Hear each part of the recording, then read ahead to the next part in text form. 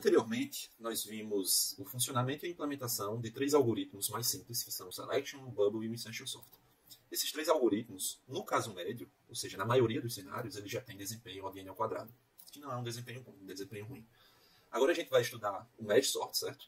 E o Merge Sort é um algoritmo que, no pior cenário, no pior caso, ele já é bem melhor do que esses três algoritmos, tendo desempenho ODN log n, certo?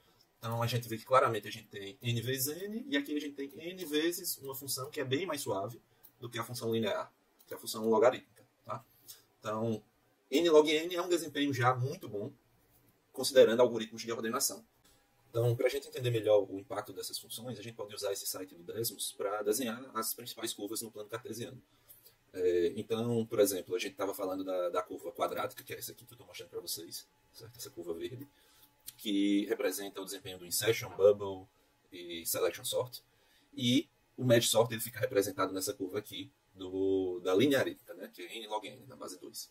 Então, quando a gente vê aqui, a gente interpreta o eixo x como sendo, nesse caso, o tamanho do vetor, e o eixo y como sendo o aumento proporcional do tempo. Quanto tempo a gente vai levar para fazer a ordenação daquele vetor. Então, a gente teria o Merge Sort e Quick Sort por aqui, e a gente teria Selection, Insertion e Bubble por aqui.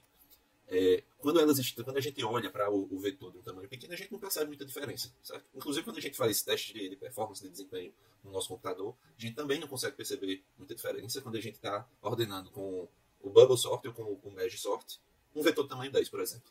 Mas quando a gente aumenta o tamanho dessa entrada aqui, eu estou distanciando agora o gráfico, estou aumentando o tamanho da entrada aqui, a gente percebe que a curva verde ela cresce muito mais rapidamente, certo? Da natureza da função quadrática, né? Então, eu estou querendo mostrar para vocês que, por exemplo, o Merge Sort e o Quick Sort que estão aqui, eles têm um desempenho melhor do que esses três algoritmos que a gente havia comentado. O Merge Sort, ele implementa uma estratégia de divisão e conquista. Então, ele é o algoritmo. A ideia do algoritmo é pegar um vetor e, inicialmente, dividir esse vetor cada vez em vetores menores. Ele vai ser dividido em n vetores de tamanho 1, até que não possa ser mais dividido, né? No caso, quando a gente tiver o vetor de tamanho 1, que nesse caso a gente não conseguiria mais dividir. E depois que a gente tiver n vetores de tamanho 1, a gente aplica o procedimento da conquista, que é combinar esses vetores de forma ordenada. E daí que vem o nome da estratégia, o nome do algoritmo, que é ordenação por combinação, certo? Então, eu pensei aqui em um vetor arbitrário, completamente desordenado, para a gente experimentar esse algoritmo. Nós temos aqui a ilustração do nosso vetor, aqui abaixo nós temos como o algoritmo inicia. Então, o algoritmo inicia na etapa da divisão, a gente tem o nosso vetor V, que foi dividido aqui ao meio, certo? Ele é dividido em dois vetores, inicialmente, esse vetor da esquerda aqui. Note que esse vetor ainda não está ordenado. E o vetor da direita. Então, a etapa de divisão, ele só divide, ele ainda não ordena. Vamos supor que a gente tenha esses dois vetores que não estavam ordenados, vamos supor que eles estejam ordenados, como a gente está vendo aqui no passo 3, tá? Por que eu estou propondo isso? Porque a implementação da conquista é mais simples, a implementação e o entendimento da etapa de conquista, certo? Então, a gente vai primeiro entender como funciona a conquista, para depois entender a etapa da divisão, visto que a etapa de divisão envolve coisas um pouco mais complexas, como, por exemplo, a recursão. Então, supondo que nós temos o vetor da esquerda e o vetor da direita ordenados, agora o nosso objetivo é combinar esses dois de forma ordenada no vetor original, certo? Mais uma vez, é essa lógica que origina o nome do algoritmo, de ordenação por combinação. Porque aqui, só um marcador. E um vetor da direita e um vetor da esquerda. Bem, a ideia da ordenação por combinação é que a gente vá comparando os elementos, um a um, os elementos desses vetores, e vá trazendo para a posição, para o vetor original, certo? Os elementos que forem menores. Então, nesse caso aqui, a gente teria, por exemplo, também um índice para marcar qual é o elemento que a gente está buscando, se é o primeiro, se é o segundo, se é o terceiro, certo? Vou mudar essa cor aqui para uma cor verde escuro. Bem, quando a gente compara o valor 3 com o valor 1, a gente percebe que 1 é o menor valor. Então, a gente copia esse valor para cá, certo? Então, vamos copiar. A gente copia esse valor para cá. E essa reguinha ela anda. Ou seja, a gente vai procurar o segundo menor valor. Na verdade, isso aqui não vai me ajudar, não. Deixa eu utilizar essa. Vou utilizar isso aqui que vai ficar mais fácil de acompanhar. Bem, agora a gente está procurando esse 1, o valor já está na posição correta. Então nós podemos pintar isso aqui com um verdezinho claro. Agora, uma vez que eu já peguei esse valor e coloquei no vetor original, eu vou andar agora com esse marcador aqui, que na verdade é um índice, né? E vou comparar novamente esse valor, o valor do vetor da direita, com o valor do vetor da esquerda, e vou perceber que esse valor é menor. Então eu vou colocar 2 aqui nessa posição. 2. E vou pintar esse elemento aqui com verdinho, já que a gente sabe que já está ordenado. O índice aqui do vetor original anda, e o índice aqui do vetor da direita também anda, porque eu já peguei esse valor. Eu não sei se eu mencionei, mas lembrando que uma premissa para que a ordenação por combinação funcione bem é que esses dois vetores, o da esquerda e o da direita, estejam ordenados.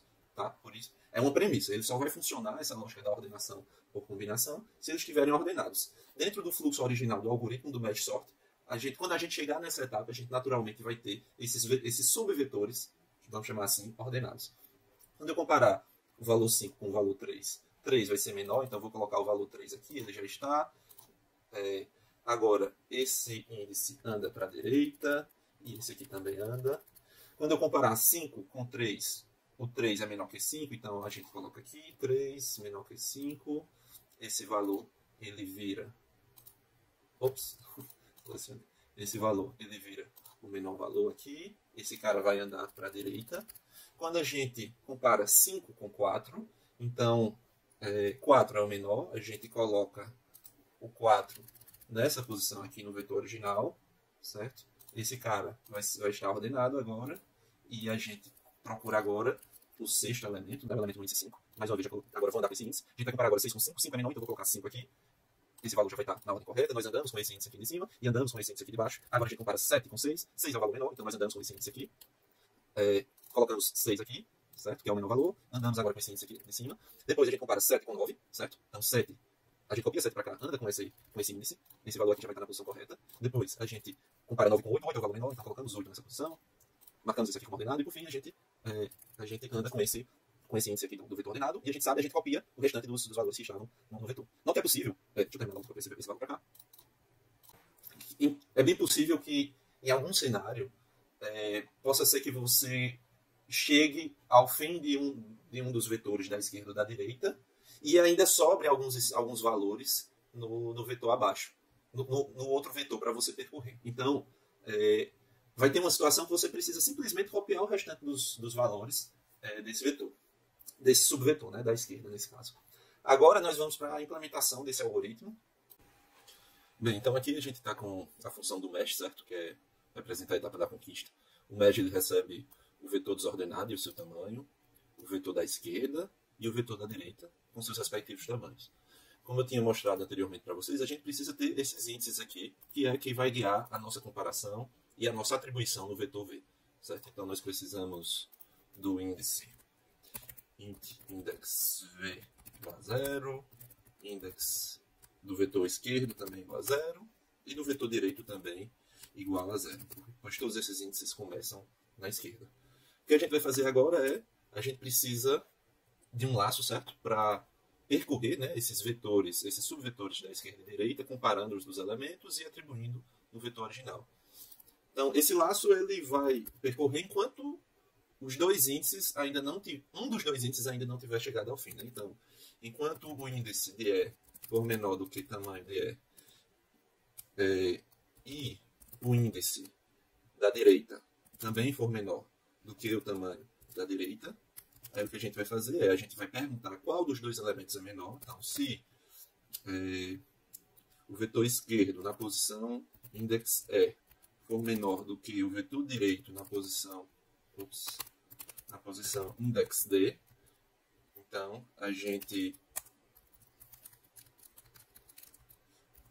então a gente coloca no vetor V na posição index V, ou, no caso, o valor que está no vetor da esquerda, né? Index E. E aqui a gente incrementa o index E, já para permitir a comparação com o próximo índice do vetor da esquerda. Se isso não acontecer, então, é porque a gente tem que fazer, na verdade, a gente tem que copiar o valor que está no vetor da direita, index D, e incrementar o index D, certo? Por fim, a gente basicamente precisa, no fim de cada iteração desse laço, a gente precisa incrementar o index V. Index V mais. Então, como eu tinha comentado com vocês anteriormente, existe a possibilidade da gente chegar ao fim desse vetor, por exemplo, ao fim dos dois vetores, e poderia haver mais elementos aqui no vetor da esquerda. Nesse caso, depois de a gente ordenar, que a gente teria 1, 2, 3, 4, 5, 6, 7, 8. A gente estaria dessa forma. O index V estaria aqui, certo? Todos esses elementos aqui já estariam ordenados. A gente já teria passado, o index da direita já teria extrapolado o vetor e faltaria explorar o index da esquerda. Faltaria copiar o restante dos elementos do vetor da esquerda. Então, comentei com vocês anteriormente que pode ser que sobre só um elemento, mas pode ser que sobre mais de um elemento ao fim, certo? Dependendo de como o vetor estiver disposto. Então, a gente precisa implementar a cópia desses últimos elementos aqui, certo? Basicamente, a gente precisa fazer isso com um laço, certo? Então, eu vou reutilizar aqui essa mesma ideia do while. Então, enquanto o index da esquerda ainda for menor do que o tamanho da esquerda, eu vou continuar copiando. Dessa vez eu não preciso mais comparar, basta incrementar aqui, basta atribuir o elemento no vetor da esquerda, do vetor da esquerda no vetor principal, né? E incrementar o índice no vetor principal, certo? Mas isso pode acontecer também com o vetor da direita. A gente não tem como prever se é o vetor da esquerda que vai ficar faltando copiar elementos, ou então se por alguma razão o vetor da esquerda entrou todo antes no vetor original, mas ficou faltando copiar elementos do vetor da direita, certo? Uma forma de resolver isso é tendo um outro laço aqui para copiar os elementos do vetor da direita. Em resumo, a gente só vai entrar em um desses dois laços, desses dois últimos laços sempre, certo? Então, enquanto o index D menor que o tamanho de D, o valor no index V recebe D no index D, e aqui a gente precisa incrementar o index D. Então, a etapa da conquista é basicamente implementada assim. Como vocês estão vendo, nós temos 3 while, mas uma vez que a gente tenha um entendimento desse funcionamento, você precisa dos 3 índices, e que o que vai guiar o laço principal é enquanto os 2 índices ainda estiverem dentro dos limites do vetor da esquerda e da direita, a gente consegue entender, a gente consegue implementar com facilidade, certo? E esses 2 últimos while aqui, às vezes a pessoa esquece também, mas é importante para copiar os elementos que faltarem, que ficarem ao final do vetor da esquerda ou do vetor da direita.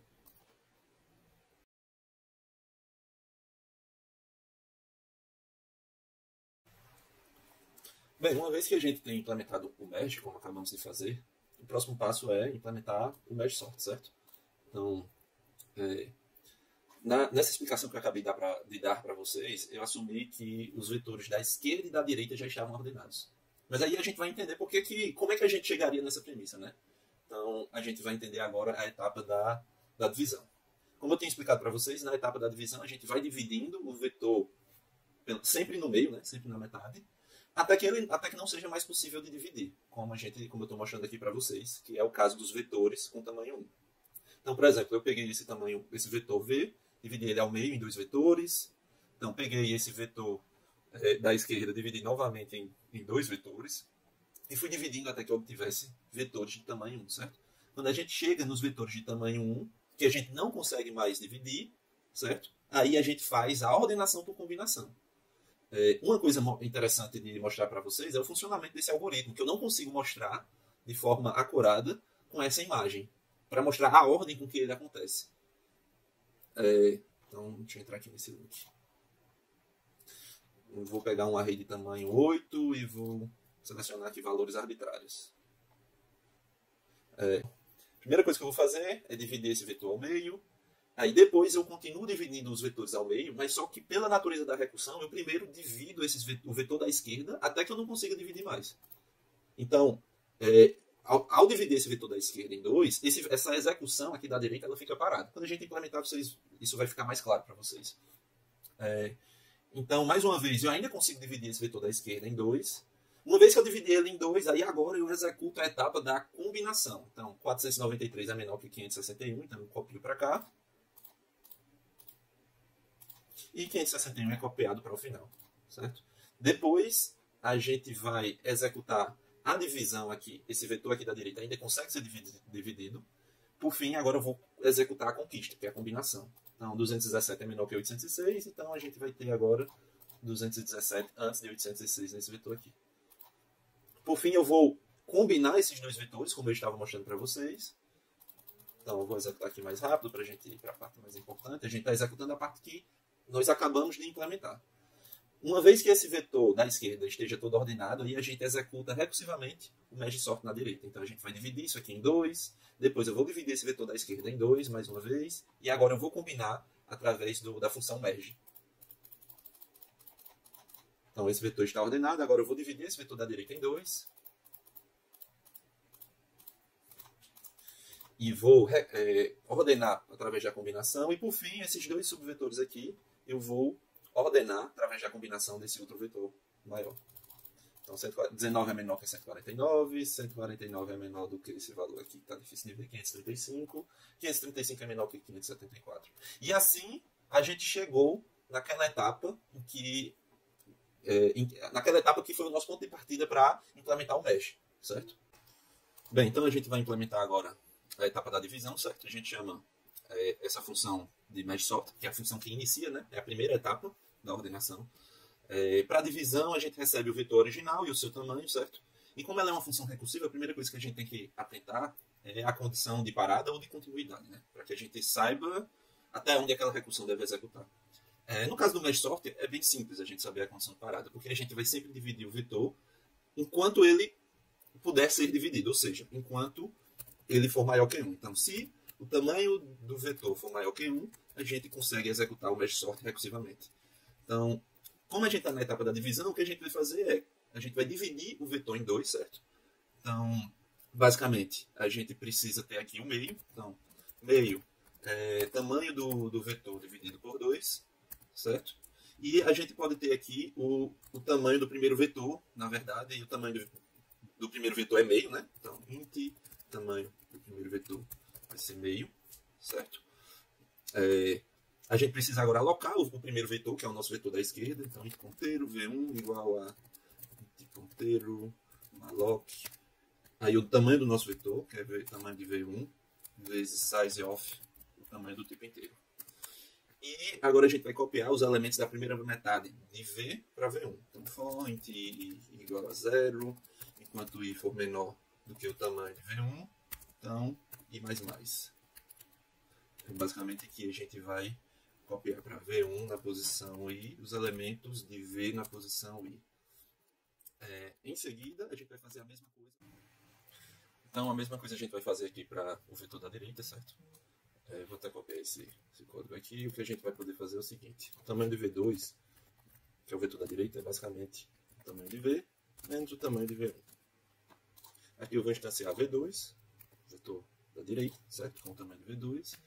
Agora, esse for indexado aqui, ele não vai de i igual a 0 até o tamanho de v2. Porque se ele fosse de i igual a 0, a gente estaria copiando a primeira metade do vetor, quando na verdade a gente quer a segunda metade do vetor. Então o i ele tem que ir de meio até o tamanho de v. E pela mesma razão, a gente não pode usar esse índice aqui para indexar a atribuição ao vetor 2, no vetor da direita. Eu tenho que usar o i, mas eu tenho que subtrair o meio, porque vamos supor que a gente tivesse um vetor de tamanho 10. O meu i começaria em 5. Então, o índice, a posição 5, não existe no vetor 2. Então, eu precisaria fazer i, que é 5, menos o meio, que é 5. Certo? Nos levando ao vetor à posição 0. E aí a gente copia, de fato, o vi para o vetor da direita. Depois que a gente faz isso, a gente fez a etapa da divisão, mas na verdade a gente precisa continuar dividindo de forma recursiva até que chegue aos tamanhos mínimos de vetores com tamanho 1. Então a gente vai chamar novamente merge sort para o tamanho, primeiramente para o vetor da esquerda, né? v1, tamanho v1, depois para o vetor da direita, merge sort v2, tamanho V2. Uma vez que depois que a gente tenha dividido os vetores V1 até vetores indivisíveis e o vetor V2 também, quando a gente chegar nesse momento, a gente pode chamar a função de combinação. Então a gente vai ter a função de merge, eu vou combinar em V, tamanho de V, os vetores V1, que é o vetor da esquerda, com tamanho V1, e o vetor V2, que é o vetor da direita, com tamanho de V2. Então, por fim, a gente basicamente vai liberar da memória os vetores V1 e V2 que nós alocamos dinamicamente aqui. Então, vamos lá. Free V1, free V2. Então, o nosso código fica basicamente dessa forma, certo? Vai ser a função de divisão, a parte da divisão do mesh sort. E aqui nós vamos executar ele no main. Eu tenho aqui esse vetor que a gente estava experimentando nessa aula. Primeiro eu imprimo ele, depois eu chamo a função mesh sort sobre o vetor desordenado e depois eu imprimo o vetor depois de chamar a função mesh sort, que deve mostrar o vetor ordenado.